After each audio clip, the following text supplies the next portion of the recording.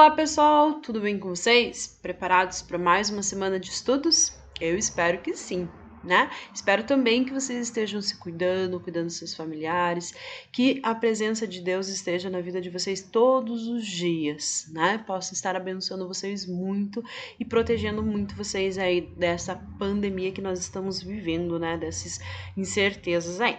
Mas como a gente não pode parar de estudar, como a gente não pode parar de fazer as nossas atividades, a gente vai ter mais uma semana de estudos, né? E nessa semana de estudos nós vamos iniciar um novo capítulo, que é o capítulo que vai trabalhar conosco os conceitos dos fenômenos relacionados a ondas, né? Então o capítulo 1 e o capítulo 2 da apostila 8 veio falando pra gente alguns conceitos de onda, de movimentos harmônicos, né? E aí hoje a gente vai começar um pouquinho a falar sobre alguns fenômenos que a gente tem com as ondas, né? Vocês vão perceber que alguns desses fenômenos a gente já viu quando a gente trabalhou lá em óptica, né? Por que que a gente está revendo esses conteúdos agora, generalizando para todos os tipos de onda? Porque a luz, ela pode ser considerada como uma onda. Então, alguns fenômenos, né, são vistos em ondulatória novamente. Vamos lá?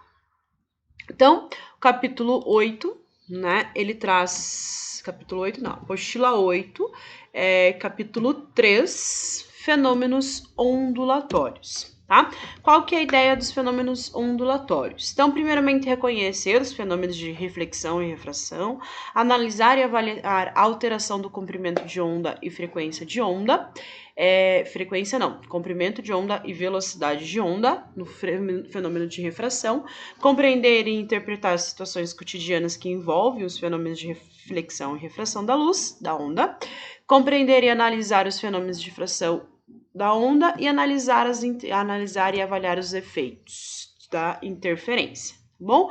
Conceitos principais que nós vamos aprender: frequência, refração das ondas, polarização, frequência de onda, difração, interferência construtiva e destrutiva, tá bom? Nós vamos, nesse vídeo de hoje, né, para não se prolongar muito, até a polarização. As outras coisas a gente vai ver, né, difração e interferência, mais no tópico ali, tá bom? Aqui a gente tem uma representação, né, de um fenômeno ondulatório que aconteceu aí, né, geralmente quando a gente tem lá desastres naturais, principalmente lá a questão de ondas, né, tsunamis, né, acabam gerando várias ondas aí e muitas dessas ondas geram destruições. Tá? Quando a gente fala de uma onda, a gente pode tratar ela como elementos geométricos, tá? Então, aqui nessa figura que nós temos a representação de algumas características da onda, né? Então, geometricamente falando da onda, a gente pode ter frente da onda, raios de onda, linhas de onda. O que são essas questões? Percebam que a gente tem linhas pontilhadas, linhas contínuas, linhas pontilhadas, linhas contínuas. Essas seriam as linhas da onda, tá?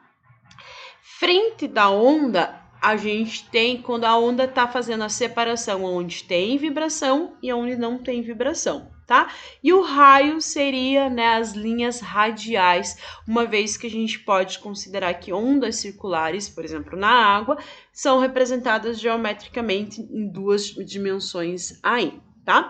Então aqui embaixo, se vocês quiserem olhar lá na apostila de vocês vão encontrar isso, né? Linha de onda, região geométrica dos pontos que representam as cristas e os vales de uma onda. Então percebam que eu falei para vocês que tem linhas pontilhadas, linha contínua, linhas pontilhadas, linha contínua. Aonde que a gente vai ter a crista e os vales, tá? A crista você vai ter a região contínua e o vale você vai ter a região pontilhada, tá bom?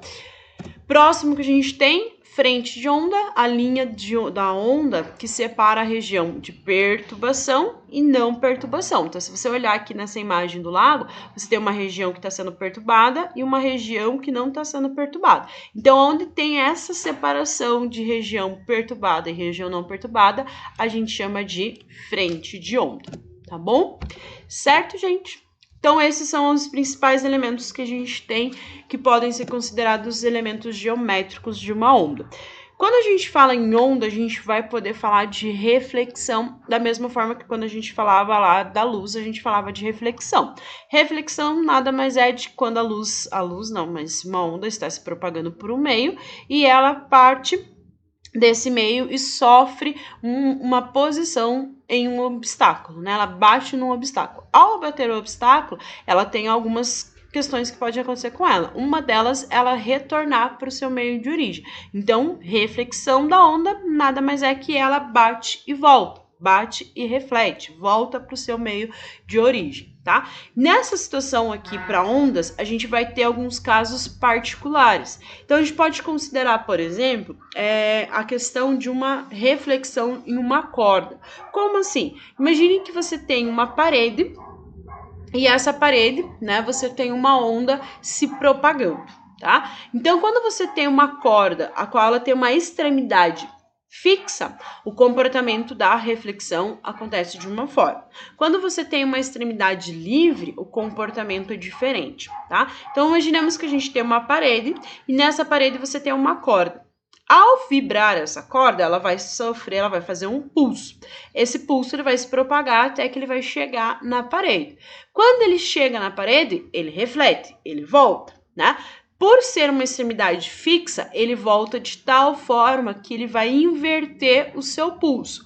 Como a gente tinha uma crista, quando ele volta como vale. Por quê? Porque ocorre uma inversão na fase da onda. Tá? Então, reflexão de onda em extremidades fixas ocorre uma inversão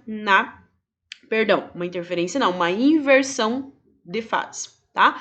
Já quando você tem uma extremidade livre, o que vai acontecer? Ela vai retornar sem que haja uma inversão de fase. Então, ela vai, bate e volta. Ao voltar, o que era vale continua sendo vale, o que era crista continua sendo crista. Por quê? Porque ela está numa extremidade livre, ou seja, não ocorre inversão de fase, ou seja, não há uma troca do vale pela crista, assim como não há uma troca de crista por vale, certo? Aqui a gente tem aquela representação clássica que a gente viu lá quando a gente estudou óptica, né? Você tem o raio normal, o raio incidente e o raio refletido. Ao bater por uma superfície, você reflete ela. Diferentemente lá da luz, né, dos raios de luz, agora a gente vai apresentar ela com fechozinhos, né, justamente porque a gente vai representar a frente de onda ali, ok? Certo, gente? Então, você tem ali raio incidente, raio refletido, tá? Esse raio refletido vai apresentar com as frentes de ondas, assim como o raio refletido ali também vão ter as frentes de onda.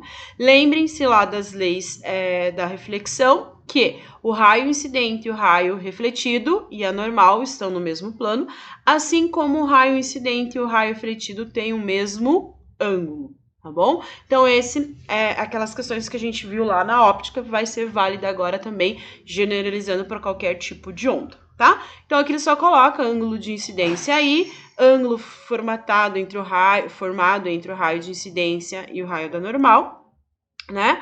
Ângulo R, ângulo de reflexão, ângulo formado entre o raio refletido e a normal, tá? Então, sempre vai medir em relação à normal ali. E aí, a lei da reflexão que a gente viu lá para óptica, vale aqui também para as ondas. O ângulo de incidência é igual ao ângulo de reflexão.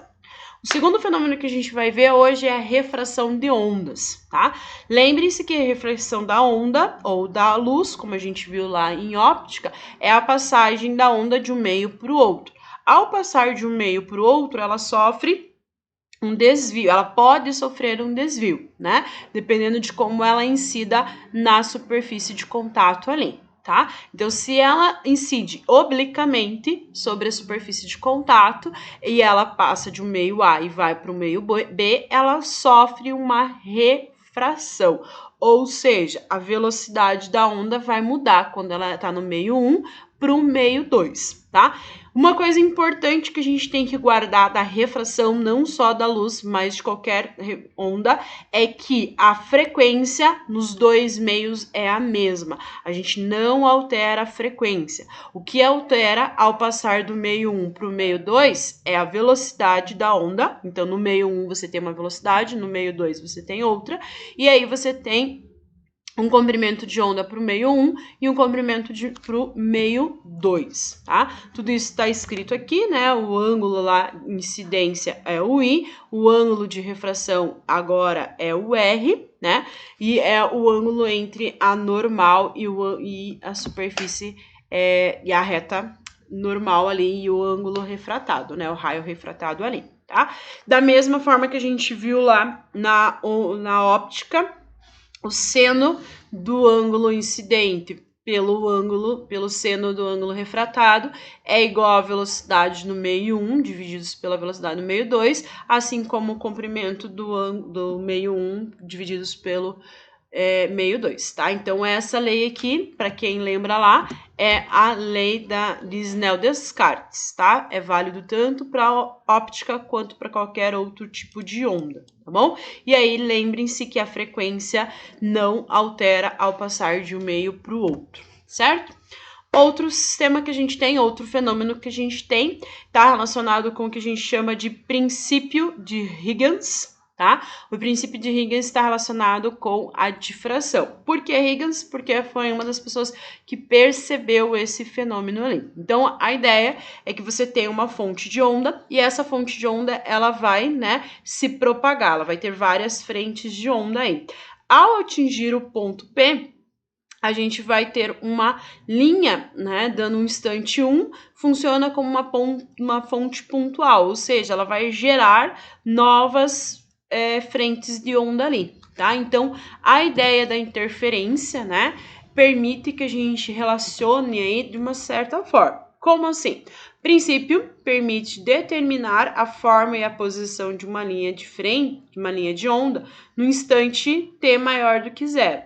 Qualquer, sabendo que sua forma, né, e posição no instante t1, ou seja, você consegue estabelecer qual é o comportamento dessa onda, sabendo a sua característica de onda e sabendo como que ela estava no instante anterior, tá? Segundo Huygens, cada ponto P de uma linha de onda em dado instante funciona como uma fonte pontual, ou seja, ela vai gerar novas ondas subsequentes depois desse intervalo de tempo, tá? O que a gente consegue entender como difração de onda, né? É uma interferência, a qual ela vai bater numa superfície e ela vai gerar novas fontes de onda ali, tá? Então, aqui você percebe um fenômeno onde você tem uma vibração, né? Essa vibração da água, ela passa por uma fenda. Ao passar por essa fenda, ela vai gerar frentes de ondas diferentes, tá? Então, ondas planas se espalham em ondas circulares ao atravessar a fenda, tá? E aí você vai ter as relações desse fenômeno ali, tá? Então, difração da onda é a ideia de contornar um obstáculo. Então, ela está contornando esse obstáculo. Ao contornar esse obstáculo, ela está gerando novas fontes de ondas ali, tá bom? Por fim, para a gente terminar esse vídeo, a gente tem o fenômeno de polarização de ondas, né? Então, aqui na figura A, você tem uma onda se propagando no eixo YX, né? Já na figura B, você tem uma onda se propagando YX, YZ, YZ ali e ZX, né? O que isso quer dizer? Que a onda, ela está se propagando em todas as direções. Então, você vai ter o que a gente chama de onda polarizada e uma onda não polarizada. Por que uma onda polarizada e uma onda não polarizada? Uma onda polarizada é aquela que vai em apenas uma direção.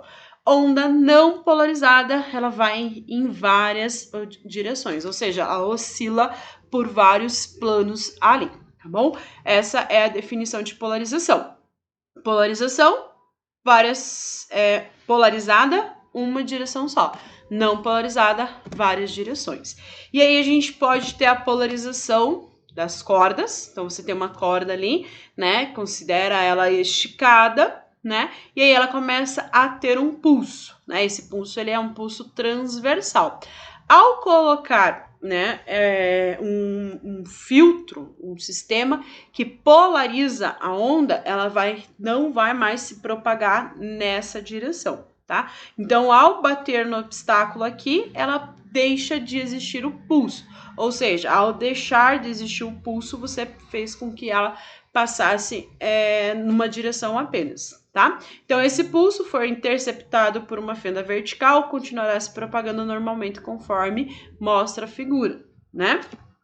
Porém, se você coloca ele num sistema, né, vertical, horizontal, né, ele deixa de existir, tá? Deixando de existir nessa direção, isso quer dizer que ele está polarizado ali, tá? Então, agora, com a mesma onda, vamos inclinar a fenda na horizontal e o pulso vibrando na vertical, ou seja, ela tá com uma onda transversal ali.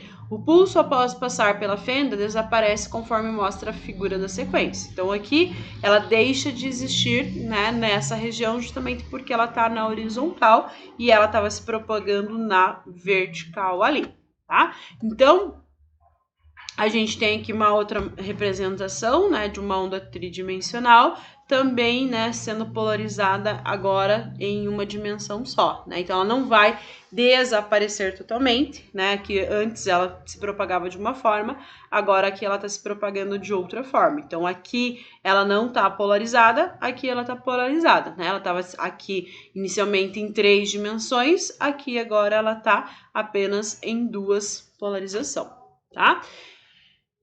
E aí, uma coisa importante que a gente tem que guardar é que luz, uma onda transversal, som, uma onda longitudinal. Então, luz, por ser uma onda transversal, estar se propagando em mais, né, a direção de propagação e a direção de vibração da onda não é o mesmo. Então, eu consigo fazer uma polarização da luz, tá? No caso do som, que ele é considerado uma onda longitudinal, ou seja, a direção de propagação e de vibração dessa onda é a mesma, então ela não pode ser polarizada, tá? Então isso aqui é extremamente importante vocês guardarem.